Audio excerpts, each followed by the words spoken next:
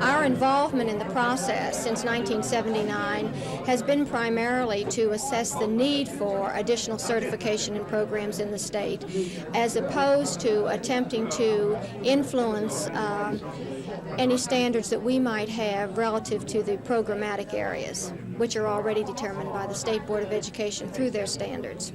Why did AIG decide to get out of that and just leave it up to the State Board? Well, it is a cumbersome process for the institutions because it involves two separate review processes. Dr. French says prior to this resolution, there were two program reviews for each institution, the one by the State Department of Education and the one by AIG. But Dr. French says there's no need for both when the State Board can take care of all certification programs and terminating any programs. Dr. French says Alabama and the rest of the country will continue having problems finding qualified teachers because the pool of available students continues to dwindle. Gina Gregory, WSFA TV News. Number 4 on our schedule is the proposed amendments to regulation for Alabama Guaranteed Student Loan Program. We have a very fine... Try to make sure he doesn't get blank sheets next time. Reality. The corporation must execute a letter of credit with have before you, hopefully most of you do at least, two suggested revisions in our regulations that just eliminate the requirement to limit fee in Alabama. Is there a motion? Appropriations last fiscal year increased by an inflation factor in special situations. If I may, I will run down the total appropriations recommended by the staff for each institution and major. $1,119,000. Auburn University, $57 million. Well, you know, I kind of felt like this Jeffersonian Democrat that I believe I am. I'm kind of out there on an island, I suppose, and every once in a while another Jeffersonian Democrat swims by, but not as many as I would like. But it's coming. I think the tide's moving in that direction. Government doesn't move as quickly as you would like it to. That's right. It's slow. And Lord knows, you know, if I'd had the authority, and I'm glad the governor don't have the authority, I've got to wrap this thing up 1 year and head it on back to the plant and the production line where I probably ought to be to start off with. But there are many safeguards in government. I firmly believe in our system. It works. It bends. It's flexible. People sometimes, I think, get complacent, but then they wrap on their hind legs in a clean house every once in a while. And that's why our system works. And I'll be everlastingly grateful to the people of Alabama for allowing me to serve as their governor for 4 years. I've enjoyed the job. We go to Kentucky thinking when, and there's one thing about that, Kentucky respects us more now, and it makes it more difficult than it used to be. I think sometimes when we used to go in there and make the games real close, and I don't think they respected us as they do now. I think they prepare for us more now, and I think they're ready to go. A slow start tonight for AUM. They went down by 7 early, but roared back. The outside bucket here by Michael Thomas broke an 8-minute scoring drought to make it 9-4. Kenny Lawrence was hot early for Athens. He makes the nice baseline move, hits the jumper. He had 8 for the Bears. It was a tight game throughout with good play on both ends. Watch the steal here. Michael Thomas drives for the layup, draws the foul. Thomas 10 on the night for AUM. Bobby Core led Athens with a game-high 13-2 there on the layup. Athens State beats AUM 49-46. They're 11-2 overall. Senators fall to 13-6. Rick Pons, WSFA TV Sports. Before you came in here to eat, didn't it? Well, I want to tell you today that the judge at the court has said that if you want to do... Y'all go right ahead and say it loud where everybody can hear. God is great, God is good. Let us thank Him for our food. Bow our heads to be all are fed. Give us all our daily bread. American citizen has the right to do. He's challenged in action.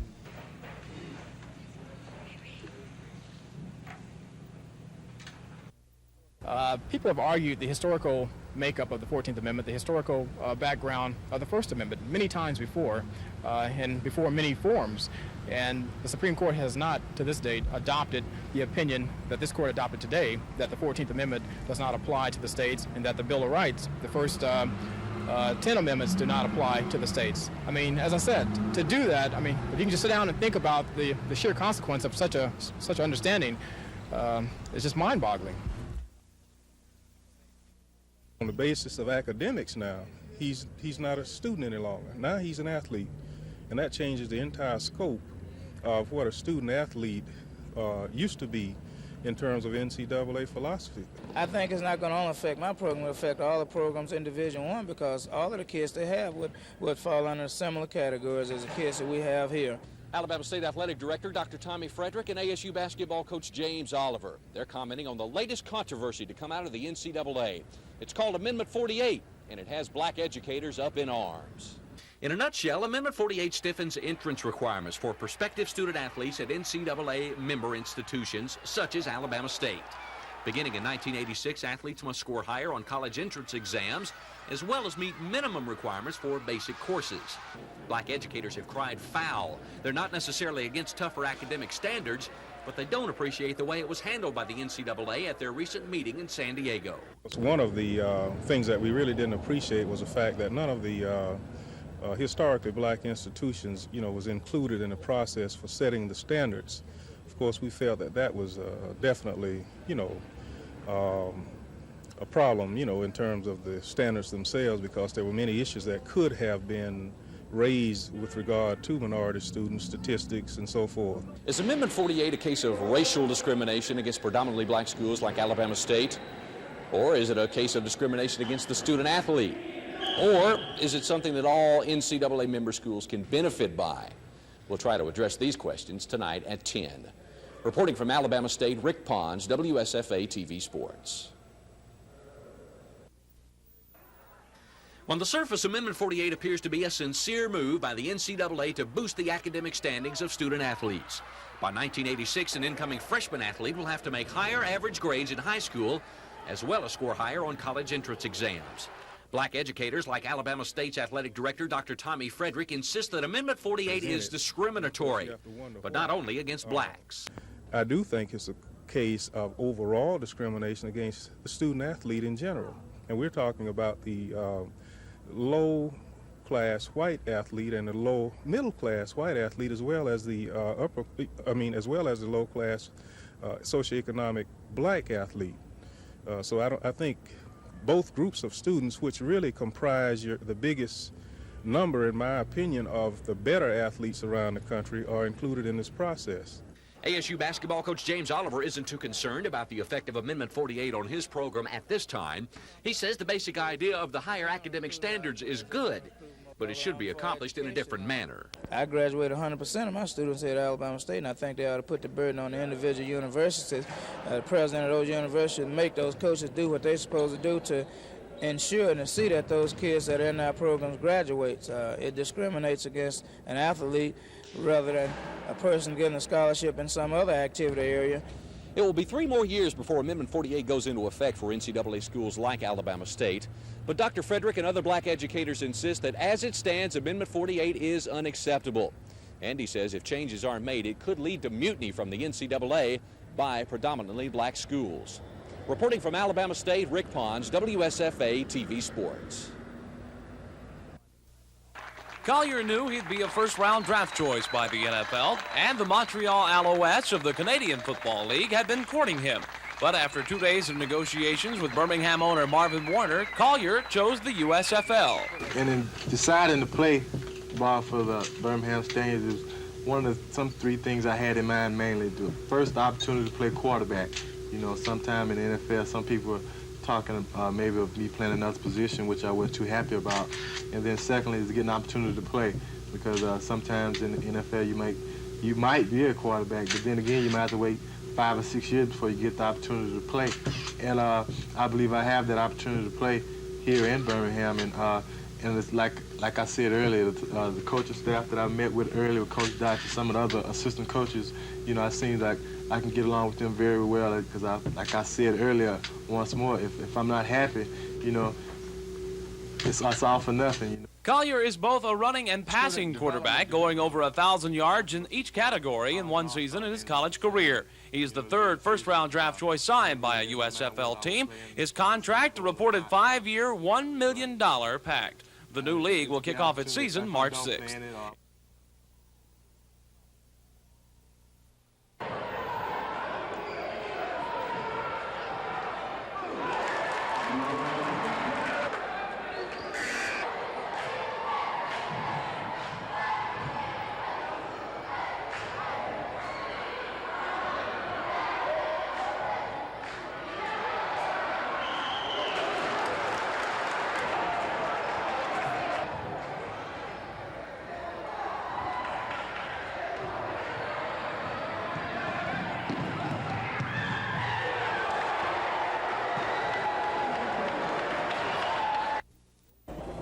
The 77-year-old Laura Shiplock is a believer in the old saying, if you don't succeed at first, try again.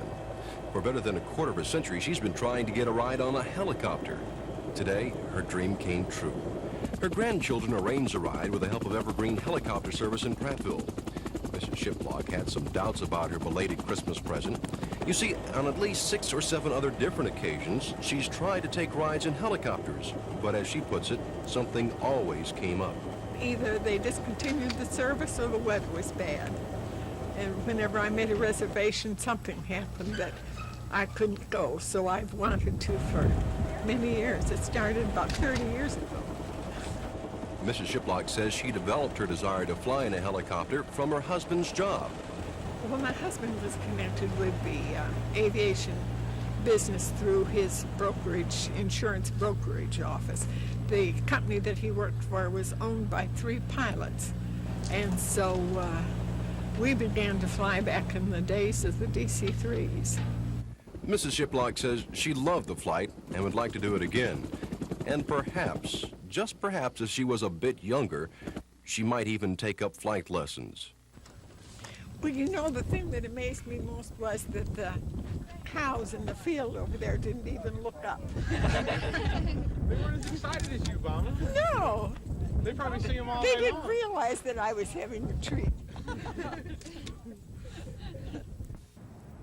The parking lot at the Alabama Industrial Relations Building was filled with cars today because there was something going on inside. Work. More than 80 department employees showed up at their desk, just as some have been showing up on Saturdays at least once a month for the past year, trying to handle all the work that goes along with people being out of work. During the holiday period, a lot of the employers across the state traditionally shut down for 2 weeks, and they file partial claims for their employees, which helps their employees because it doesn't make their employees have to come to our local offices to file claims, but it puts a large influx of claims on us in a very short period of time. In this office, that means processing up to 4,000 partial unemployment claims a day for the past week and a half. Because offices like this one are operating at such high volumes, that means others also have to work just to keep pace, like the people who keep records on all unemployment claims. And this weekend, there's the added problem of trying to get out extended benefits notices to about 35,000 unemployed workers. We had to analyze 3 automated systems, determined that over 30 computer programs had to be modified. We had to test those programs, and then we had to review the results with the user to ensure that everything was correct. In short, trying to do a month's work in a week and finding all the shortcuts you can. So that's what I'd do if I had to make a choice, round down. And we're leaning to that anyway. But the people in the department, for the most part, seem to be taking it all in stride. Last year, they and their counterparts in local claims offices around the state worked all but 2 state holidays, processing claims and getting out unemployment checks. As one state official suggests, spending more time than ever before at their work to make things a little easier on those people who have no work to go to.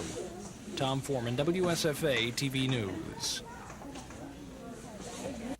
Rick, is probably one of the biggest ball games of the year for us in that, you know, Alcorn was picked to win the league, and, you know, nobody rarely, if ever, beats them in Loma, Mississippi, and we went down and beat them, and I think they may have taken us a little light. I think this time coming in, they'll have a much more honest respect for our ball club, and we know this. This is what we're going to be shooting for, and we know we got to beat Alcorn to keep the edge that we had in beating them down there.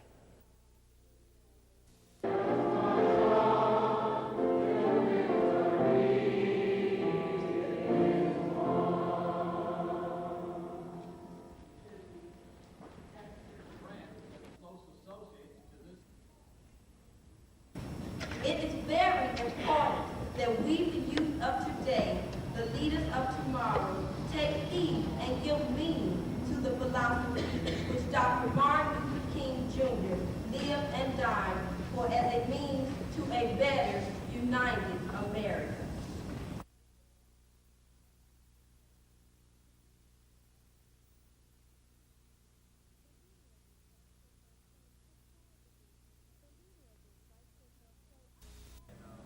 The leader of this strike says they'll stay outside the gates of Partlow State School, Bryce Hospital, and 2 other mental health facilities in Tuscaloosa until they get some sort of signal from Governor-elect George Wallace. It started at 9 this morning. Hospital orderlies, psychiatric aides, lab technicians, maintenance, and custodial workers are on the picket line. Talk to them and they'll tell you the strike isn't about a wage hike. It's about being treated with dignity. Our people inside is the one that's getting the brunt of this disrespect and total disregard for, for their problems. It's hard, by the administration people because they run over us real bad. These folks are told you'll work where you're told and when you're told, or you'll go home. So today we said, okay, we'll go home. We won't work anywhere. The Public Service Employees Union official says morale has deteriorated under Governor James' administration. He mostly blames State Mental Health Commissioner Glenn Ireland, whom he describes as inaccessible. There's several other mental institutions in this state that are sitting on pins and needles right now ready to walk. And that situation never got to that point during the Wallace administration. We have every confidence that the Wallace administration can and will work out these problems. Lowry expects almost all of the 1,500 local union members to be on strike by tomorrow. In the meantime, the professional staff of Partlow and Bryce are pulling extra duty. The director of Bryce, Charles Fettner, says patient care won't be interrupted. I'd like to, for all families to rest assured that patient care and treatment will continue as scheduled. Lowry says the employees would like to be back on the job by Monday morning. But before that happens, he must be assured the mental health department is headed in new directions. He expects that assurance to come from Governor-elect Wallace. Susan Silvernail, WSFA TV News, reporting from Tuscaloosa.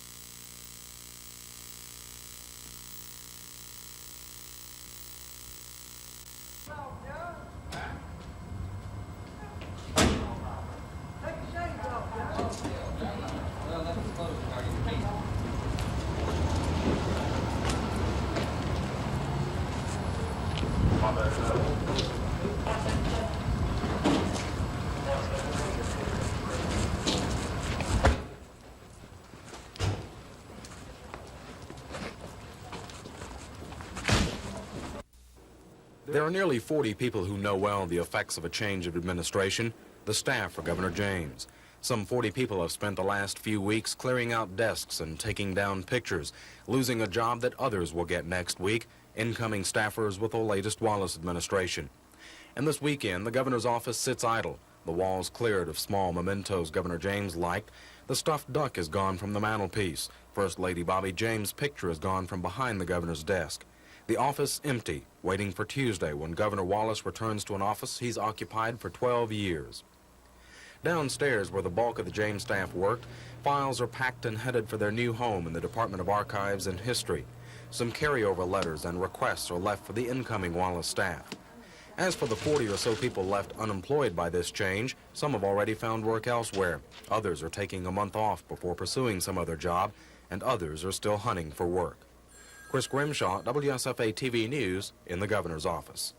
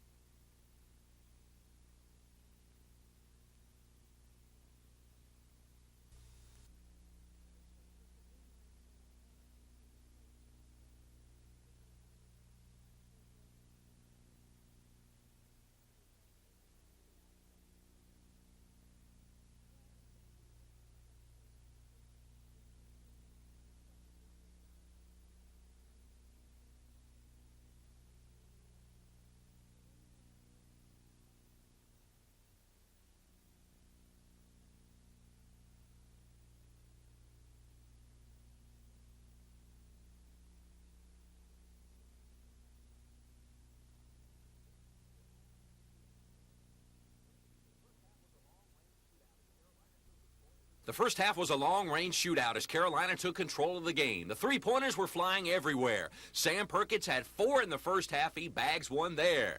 Here's another one, which gave the Tar Heels an 8-point lead. Ralph Sampson got off to a slow start for Virginia. One of the reasons they trailed by 12 at half, but he did have his flamboyant moments. The stick with the slam there off the alley-oop. In the second half, Carolina went up by as much as 23. Perkins shows the alley-oop as well. Sam led the Tar Heels with a career-high 36. But back came Virginia. They whittled away at that lead and pulled within 2 in the final minute on this incredible shot by Jim Miller. But 4 free throws in the final seconds sealed the Tar Heel win. 101-95 the final. Virginia loses at home for the first time in 34 games. Halftime. Third quarter action. The Jets had the lead. Had one more chance. But Jim Plunkett goes back to pass, looking for Cliff Branch. It's picked off by Lance Mell, his second interception of the game, and that secures the Jets' 17-14 victory over the Los Angeles Raiders. First quarter no score, Washington in white. On their first possession, the Redskins drove the length of the field. Then Joe Theismann hit Don Warren for a 2-yard touchdown, 7-0 Redskins. The Skins used some razzle-dazzle. Theismann hands off to John Riggins, who pitches back to Theismann. Theismann then connects with Alvin Garrett for a 46-yard reception down to the 11-yard line. 4 plays later, Theismann gives the ball to John Riggins. Riggins blasts through Minnesota's line for the 1-yard touchdown. The Redskins had a 14-0 lead after 1 quarter. Minnesota scored their lone touchdown in the second quarter. Ted Brown takes the handoff from Tommy Kramer, cuts outside down the sideline en route to an 18-yard touchdown. Washington's lead was cut in half. It was 14-7. But the Redskins came back. Last week's hero, Alvin Garrett, does it again. Quarterback Joe Theismann hits Garrett on an 18-yard touchdown, beating Willie Teal, 21-7 Washington at halftime. Minnesota's wide receivers were their worst enemy. They dropped several passes, including this one by Sammy White. It was a sure touchdown, and quarterback Tommy Kramer could only feel the frustration. The hero of the day was Redskin running back John Riggins. Riggins gained 185 yards on 37 carries, plus he scored a touchdown. This fourth quarter run was good for 29 yards, and the fans were calling for the Dallas Cowboys. When the day was over, Riggins took his proper bow. The Redskins beat Minnesota 21-7. They'll face either Dallas or Green Bay for the NFC Championship next Saturday.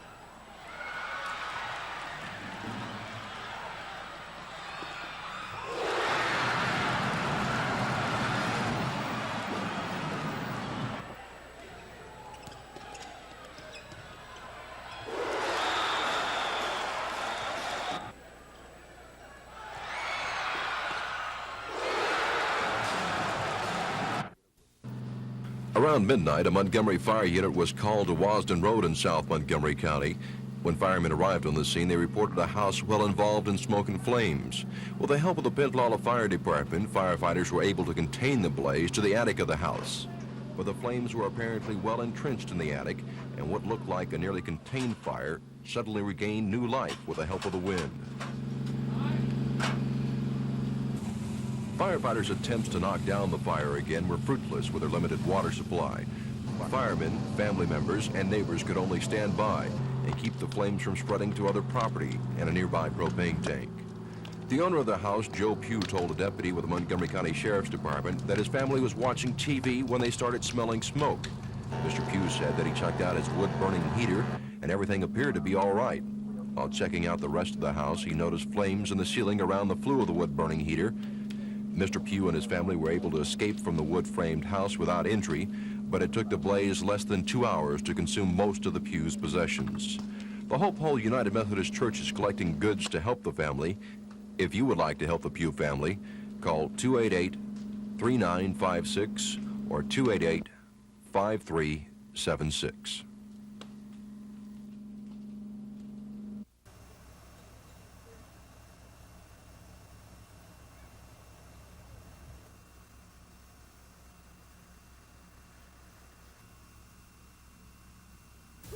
And I ran over and kicked the door in. Then I tried to get to the kids, but I couldn't get there because the fire was too high. And I ran around to the window and busted the window out, and they still couldn't get in that way. And I called, and then a father came over by that time, and he ran around the back and tried to get in, but the fire was still kind of high, so he couldn't get in either. General Richard Montgomery is the city's prize riverboat. It's owned by a Montgomery Civic Club. The trip to Mobile is a mix of business and pleasure. It's time for the riverboat to get a thorough checking out by the Coast Guard. Every 5 years, the Montgomery must be dry docked for a few days. The boat has to be lifted completely out of the water, and a lot of things, our sea chest will be pulled and checked, and just to make sure that Montgomery's in pristine condition when we come back, just like it was when it was launched. Captain Day doesn't expect the Montgomery to have any problems with the inspection. That's the business part. The fun starts in February when Mobile turns into a Mardi Gras. That's when the Montgomery plays host to sightseers and Mardi Gras queens. Captain Day thinks having the riverboat in Mobile during that time will be good public relations for the city of Montgomery. Right, we hope it'll be a good shot in the arm for us. There'll be a lot of people in Mardi Gras and Mobile, people from all over the southeast. We hope they can see the Richard Montgomery, maybe ride with us, like it, and come back hopefully to visit us here in Montgomery.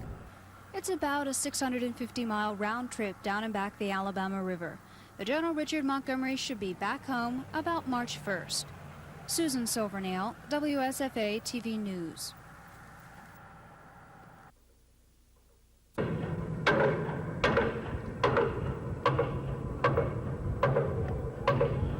It was a day for driving nails,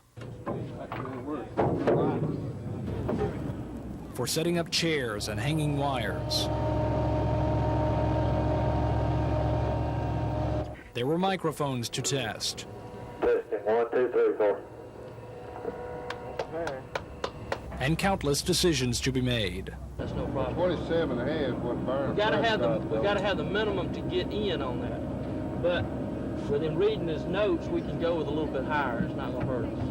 Media people were busy checking out sound systems and camera angles, while some people had seen it all before.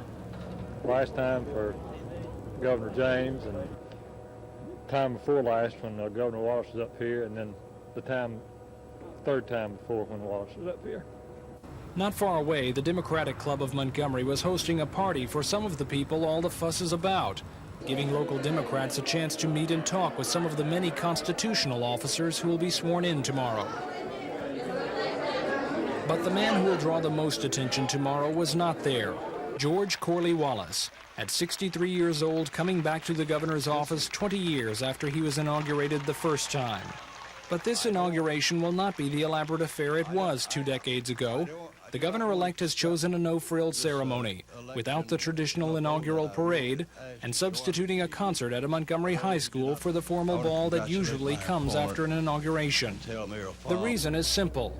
The governor-elect said throughout his campaign that Alabama is in hard economic times, and an elaborate celebration would simply not be fitting when so many people are struggling to make a living. How the state can help those people is expected to be the theme of his inaugural address. TV 12's coverage of the inauguration ceremonies begins at 11 tomorrow morning. Tom Foreman, WSFA TV News.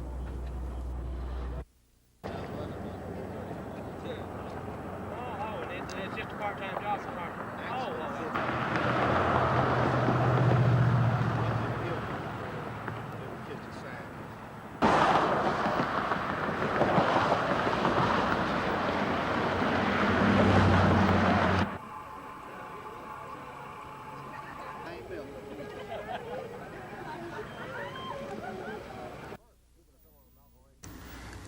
The first gubernatorial inauguration to be held in Montgomery was on December 17, 1849, and it was surely one of the most unusual inaugurations in state history. A couple of years before, after years of bitter debate, the state capitol was permanently located in Montgomery. On December 14, 1849, only 3 days before Henry Collier was to be inaugurated as governor, a mysterious fire destroyed the new Capitol building.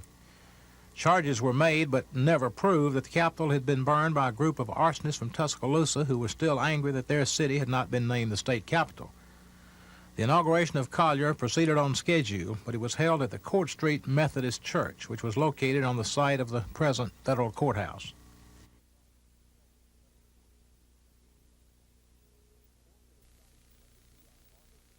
Born in a Scottish legacy on August 25, 1919, George Wallace was the first child in the family of George and Moselle Wallace of Clio, Alabama, in Barber County. Young George Wallace enrolled in school in September 1925 at Clio Elementary. It's told that as a small boy, he climbed the water tank at Clio just to see what it was like. In his early teens, he was seen going door to door, campaigning for Fred Gibson, who was running for Secretary of State. As a high school freshman, he quarterbacked the football team, weighing in at a solid 98 pounds. About this time, he became interested in boxing and went on to win the Alabama Bantamweight Boxing Championships in 1936 and again in 1937. He also had time to serve as president of his senior class at Barber High School and as a page in the state senate. After graduation from high school, it was off to the University of Alabama in 1937, where he captained the freshman baseball team, was a member of the university boxing team, and was elected president of the freshman class. He graduated from law school in 1942, but settled for his first job driving a truck for the State Highway Department in Tuscaloosa for 30 cents an hour. It was during this time that he met a 16-year-old girl named Lurleen Burns. She was working in a dime store after graduation from high school and completing a business course. They married in May of 1943, 7 months after George had enlisted as a cadet in the Army Air Corps. Later, he served as a flight engineer on a B-29 called the Sentimental Journey, operating out of the Mariana Islands. After the war, Governor Chauncey Sparks helped George Wallace get a $175 a month job as an assistant attorney general. A year later, he took a 3-month leave of absence to run for the state legislature from Barber County. He won, defeating 2 opponents. He served his first term, leaving the House in 1952 after being elected circuit judge in Barber County. He made his first statewide race in 1958, losing to John Patterson in the governor's race. After a stormy career on the circuit bench in Barber County, George Wallace ran for governor again in 1962, leading Ryan DeGraffenreid in the primary by 46,000 votes. Here's a sample of the rhetoric in that campaign 20 years ago. I shall work to bring new industry into Alabama during my administration.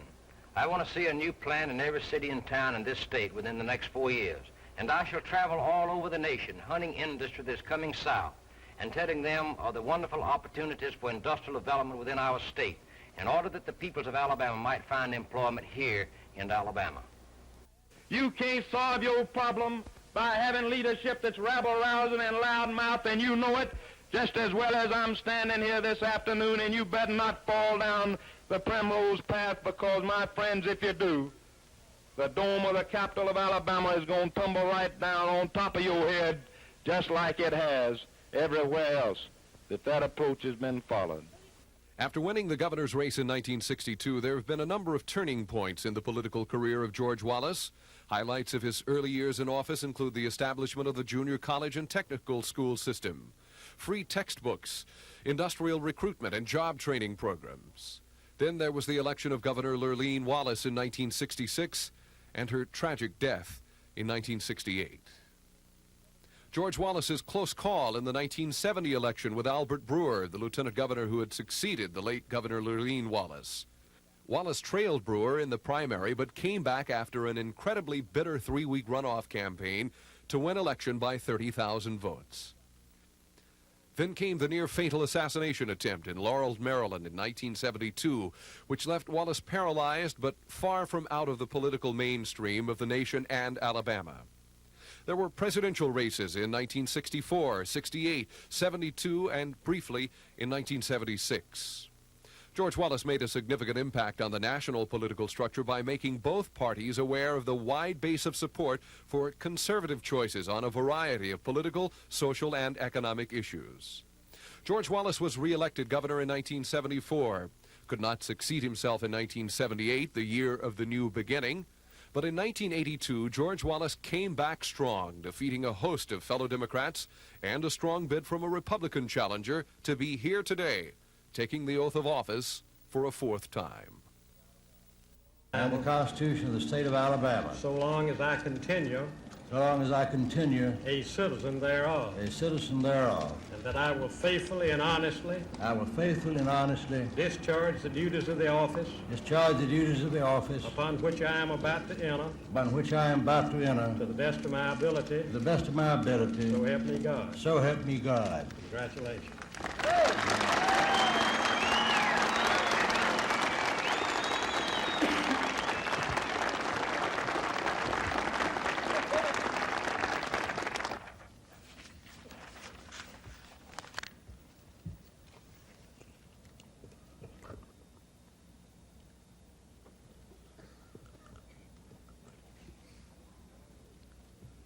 I want to say to all those distinguished office holders at the federal level and state level. It was a family affair for Governor Wallace as he ascended to the state's highest office again. Son George Wallace Jr. introduced him to the waiting crowd. His brother, Circuit Judge Jack Wallace, administered the oath of office, as his wife, Lisa Taylor Wallace, held the Bible. So help me God. As one legislator reviewing the inauguration speech put it, Wallace may not be in the presidential race, but the presidential campaign is still in Wallace. The 4-time governor's speech centered on his past presidential platform, preservation of the middle class. Let us remind ourselves that when the American middle class, the auto workers, the steel workers, the small businessmen, the small farmers who have given stability and order to this country, who have produced goods, paid the taxes, fought the wars, when time stands still for them, then an ominous darkness could well descend over all of Western civilization. What we are going to do in Alabama is to try to preserve the middle class, and we hope other states will do the same. Governor Wallace said volunteerism would be one key to helping Alabama's many unemployed. He called on the Tennessee Valley Authority, the Food and Drug Administration, the various home mortgage and financial institutions, and others to take extra steps to avoid foreclosures and other penalties on a class of people he said were unprepared for a struggle from the edge of an economic black hole. Governor Wallace also worked to erase the stigma of segregationism that heralded his first years in public office by using a quote from black civil rights leader Jesse Jackson. As others before we have stated, in time like these, we must turn to one another and not away and against one another. Thousands lined the steps of the state capitol to witness this historic event, and most then lined the halls of the state capitol waiting for a chance to welcome the governor back to an office he's occupied for 12 years. The event drew media from many corners of the world, ready to watch Governor Wallace as he enters his unprecedented 4th term.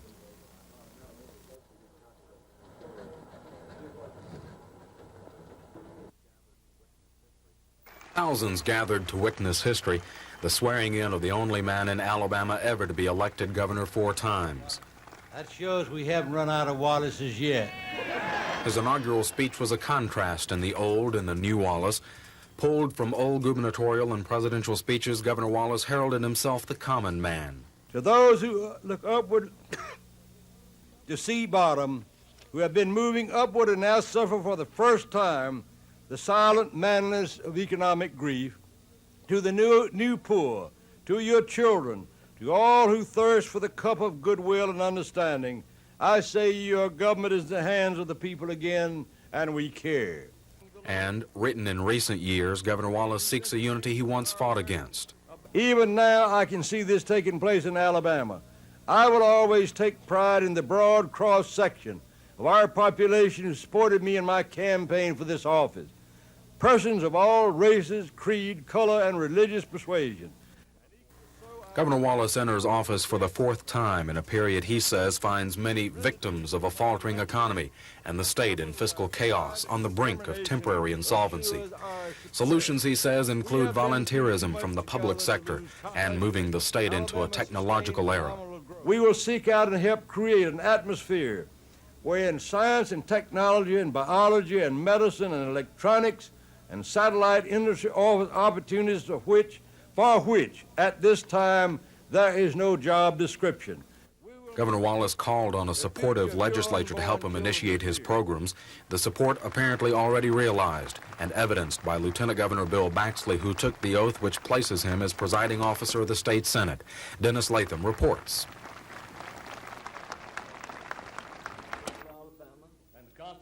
This also begins the term of Wallace ally Bill Baxley as lieutenant governor. Last year, Mr. Baxley proved his allegiance to Governor Wallace by withdrawing from the governor's race when it became apparent Mr. Wallace would run for governor again. Instead, Mr. Baxley decided to run for the second spot in state government. During his brief remarks to the crowd, Lieutenant Governor Baxley explained his concern that in the state's current financial crisis, the plight of the citizens is not being fully realized. He pledged his cooperation with other state officials to do something to solve these and other problems. But I submit to you that every problem in the history of this universe and every problem now has a solution. And it just might very well be, if we pull together in Alabama here, that we in Alabama may very well find the solution to these problems that affect us and affect our whole nation, and indeed our world. Let's work together to find a solution. We know one thing, that every child that is born and their children being born right now as I speak all over this world is continuing evidence that God is not yet discouraged with human beings, lest us don't get discouraged. Afterwards, Mr. Baxley's new office at the state capitol was open to receive visitors. The lieutenant governor, however, was at the Montgomery County Courthouse swearing in still more newly elected public officials.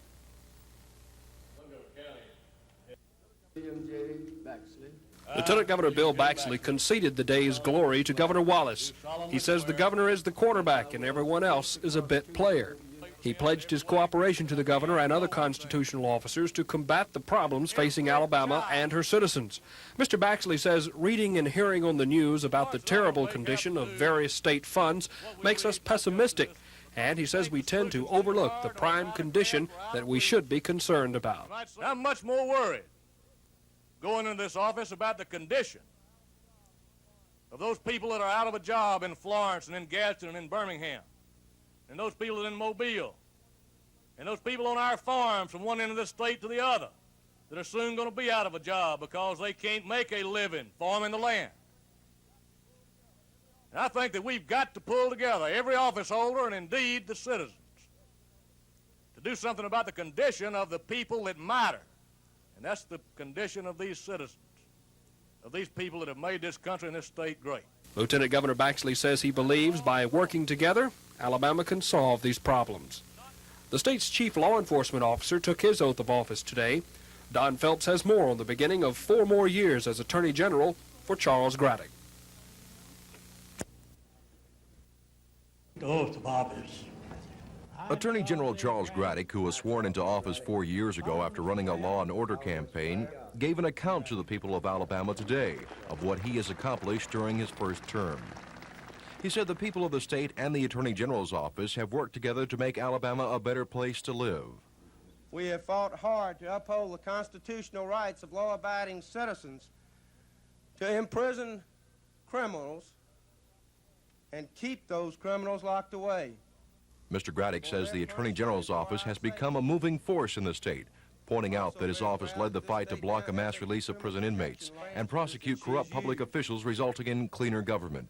Mr. Graddick also said that his office has improved the quality of life in the state by getting a consumer protection law passed, helping to get rid of asbestos in public schools, and making sure environmental laws are being upheld.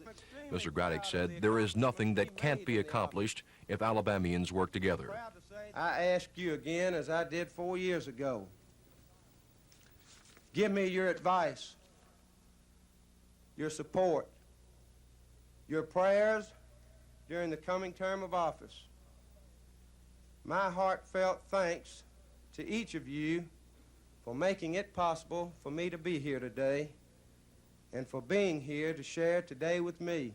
And as he asked for the public's help, he also pledged his support to the new administration.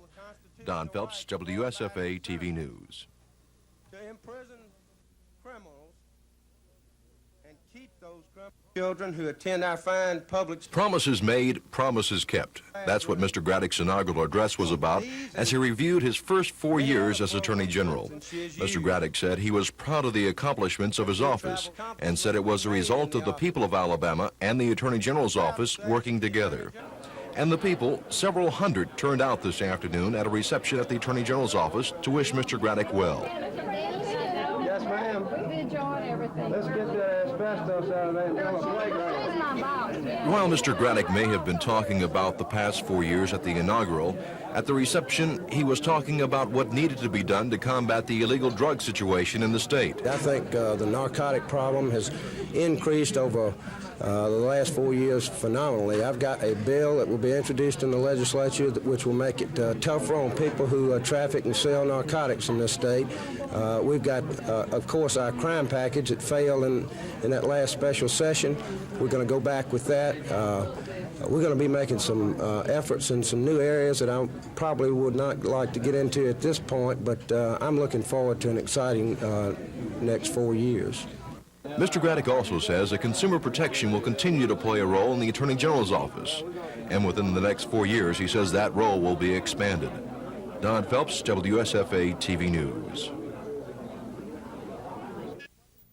Dr. Evelyn Pratt wasn't sworn in with the other 3 board members. She reportedly took her oath in her district in North Alabama. Dr. Pratt told reporters after she arrived in Montgomery that she intends to serve on the State Board of Education, but she didn't want to comment on if she plans to give up her job as a high school principal. The State Ethics Commission has ruled she can't keep both jobs. Dr. Pratt is expected to comment on her decision in the next few days. After the swearing-in ceremony, State School Superintendent Dr. Wayne Teague says he's looking forward to working with Dr. Pratt and the other newly elected board members. Chairman Dr. Harold Martin, who's the veteran board member, Isabel Thomason, who's also no stranger to the board, and retired school superintendent Dr. John Fulmer, the newest member on the board. Most of the board members agree that the top priority during the next 4 years is to get Alabama's kindergarten program fully funded. They admit that may be difficult to do in lieu of proration. But Dr. Martin says education programs will have to be run more efficiently, or taxes may have to be raised to generate more revenue. Kim Davis, WSFA TV News at the State Board of Education. In any way that I can, and to help and to assist the board. Dr. Harold Martin is the veteran member on the State Board of Education. He has one major goal in mind for the board to accomplish during the next 4 years. I think the number one priority in public education in Alabama is to fund kindergartens. That's also on Isabel Thomason's priority list. Mrs. Thomason is no stranger to the board. She also has some other top projects she says she's going to push for. Then next, I think we need to enrich our curriculum. What we did have as minimum basics are not sufficient now to meet all the challenges that these students must meet as they get out in the world. We need to continue also to work on our teacher competency and teacher education programs. One of the newest members on the board is Dr. John Fulmer, a retired school superintendent. His top interests are also in early childhood education. But that's where my primary thrust will be. And Dr. Evelyn Pratt says she intends to serve on the State Board of Education, although she reportedly hasn't resigned as principal of a high school in Huntsville. The State Ethics Commission has ruled she must give up one of the 2 jobs. Dr. Pratt says she'll make a formal decision in the next few days. Kim Davis, WSFA TV News at the State Board of Education. of the ills of our society and our government and our problems. Do solemnly swear. Right hand. Put your hand on the Holy Bible. Give you. Best of my ability. Discharge the duties of the office upon which I am about to enter. To the best of my ability. So help me God. Congratulations.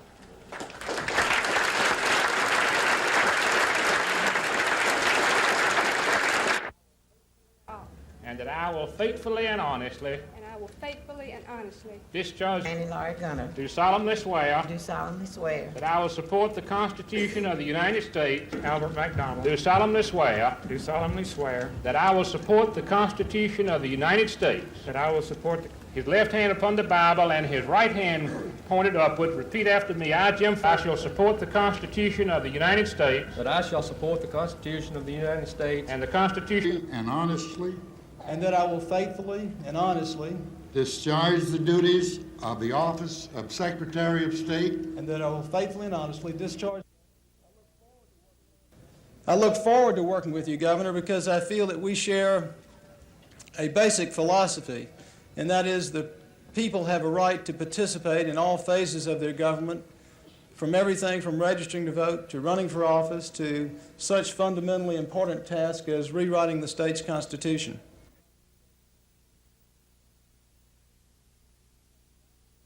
Constitution of the United States. And the Constitution of the State of Alabama. To witness this. I, Hugh Maddox. Do solemnly swear. Do solemnly swear. Do solemnly swear. That I will support them and repeat after me. I, Oscar W. Adams. I, Oscar W. Adams. Do solemnly swear. Do solemnly swear. That I will support the Constitution of the United States. That I will support the Constitution of the United States. And the Constitution of the State of Alabama. And the Constitution of the State of Alabama. So long as I continue a citizen thereof. So long as I continue a citizen thereof. And I shall faithfully and For a few hours, Alabama's new governor could put aside thoughts of an economy in trouble, worries of jobless workers, to relax and enjoy another side of Alabama. For tonight's inaugural concert was a showcase for native talent. And while it was a far cry from the music of the Wallace campaign trail, there was the Alabama Symphony Orchestra.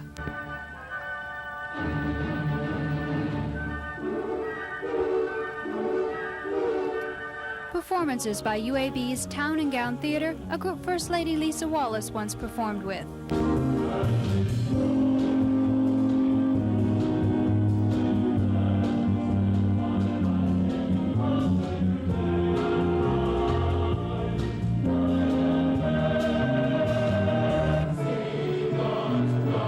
And the 100 voices of the Tuskegee Institute Choir.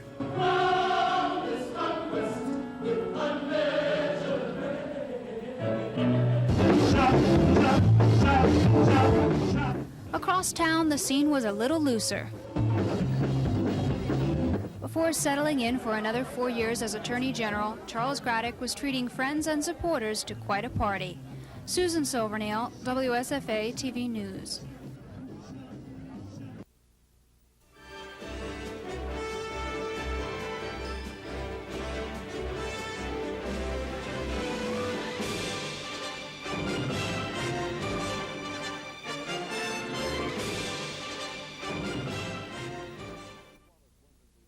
George Wallace wasn't the only politician sworn in today.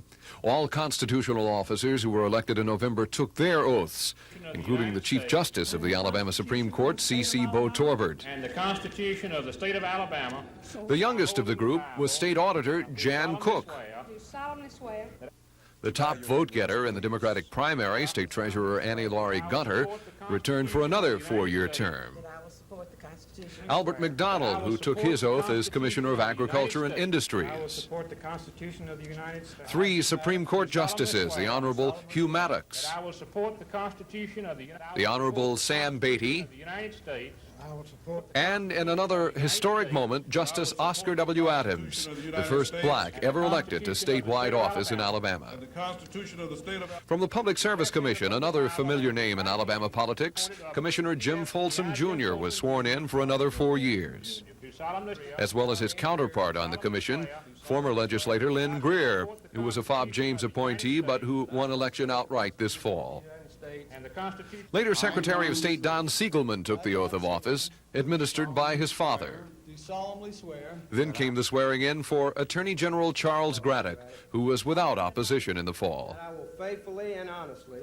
And former Attorney General Bill Baxley, who'd been a heavy contender for governor until George Wallace got into the running last spring. Mr. Baxley took the lieutenant governor's race on and won. And the Constitution of the State of Alabama. And the Constitution of the State of Alabama. So long as I continue a citizen thereof. So long as I continue a citizen. I would perceive that the legislature as a whole would receive any recommendation that the governor might present to it with a great deal of favor, although I think the legislative process will indicate that any program set up should have some review. But basically, the governor has very favorable reaction from members of the House. Certainly, the leadership of the House and its makeup is very pro-Wallace at this point in time. I thought the governor expressed what he had expressed throughout his campaign and sort of laid the groundwork for the basis of this report by the group of people that he had put together.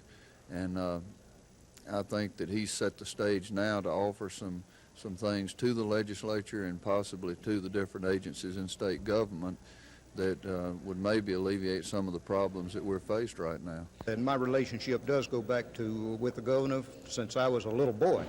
When he was in the House of Representatives, I knew him then. And I am certainly going to work with the governor with open arms and do everything possible to pass his program, because his program is going to be best for the people of Alabama. And he's going to provide the experience and the leadership that this state so desperately needs at this bad times and economic conditions. This legislature will not be as independent as the previous legislature was with respect to its relationship to the governor's office. I think that's apparent from the governor's involvement in the election of the speaker and the speaker pro tem, and certainly his involvement in committee appointments.